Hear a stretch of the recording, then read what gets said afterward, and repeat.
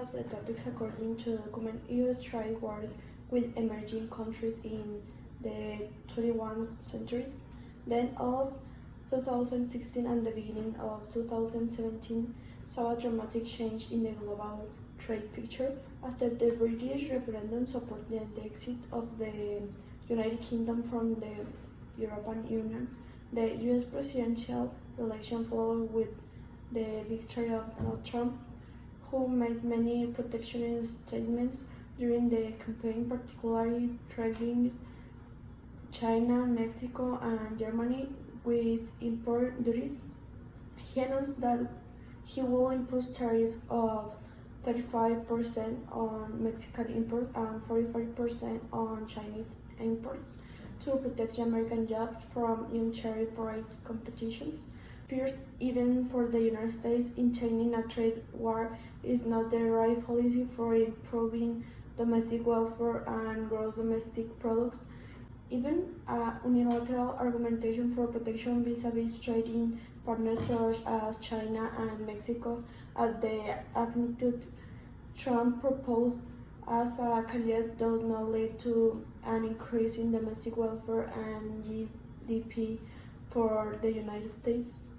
Second, trade wars could be significantly damaging for these trading partners, particularly Mexico, which is smaller than the United States in economic terms and whose exports are concentrated toward the United States. Johnson analyzed the case of trade wars based on the optimum tariff argument and was the first to clearly demonstrate that large countries can benefit from a trade war, whereas small countries always lose. Grossman and Hellman introduced domestic political agendas into the analysis of international relations with terms of trade externalities under the assumption that national leaders are concerned not only with maximum welfare but also with collection campaign contribution from special interest groups, converting trade wars as a category of intense international conflict where states interact, bargain, and retail primarily over economic objectives directly relate to the traded goods or service sector of their economics, and where the means used are restrictions on the free flow of goods service. Hamilton and Wally designed for exchange model as well as model of production in two goods, two countries, trade models with conventional functional form for preference and production function. They found that nash equilibrium tariffs are significantly higher than actual tariffs, and that the option of nash equilibrium tariffs implies a substantial welfare loss for trading partners.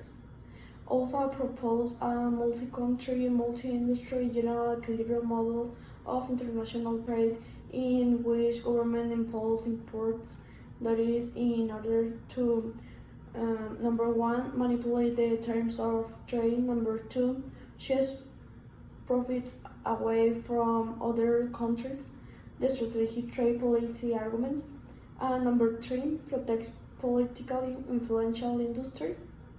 Also, model was equilibrated on 33 industries and 7 regions. U.S. trade relations with China and Mexico. All three countries are members of the WTO. The United States and Mexico have been members since the birth of the institution, and China became a full member in 2001. It is interesting to note that the United States is not particularly mystery in terms of access to China. Japan, the Caribbean community, and Western Europe are more penalized by China due to their specialization structure.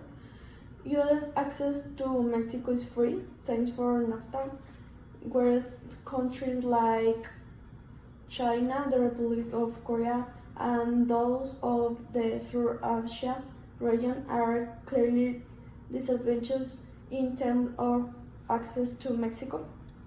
It is also worth noting that the average tariff the United States faces when it exports to China is 5% when China exports to the United States.